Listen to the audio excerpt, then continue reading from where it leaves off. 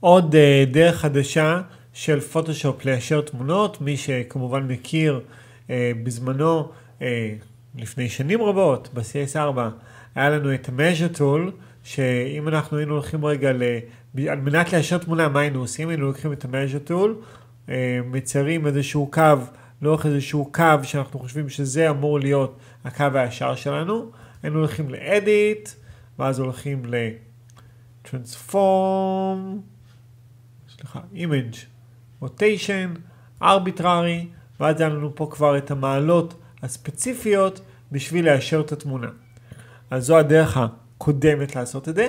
הבעיה הייתה כמובן שגם היא השאירה לנו את כל המשטח פה ככה עקום. אנחנו נעשה Ctrl Z, ומה שנעשה עכשיו, אנחנו נעשה את אותו דבר בדיוק עם ה-Measure Tool, ונלחץ על כפתור חדש שנקרא Straighten. והנה, התמונה גם ישרה וגם חתוכה. בואו נראה עוד דוגמה, הפעם עם הבחורה הזאת.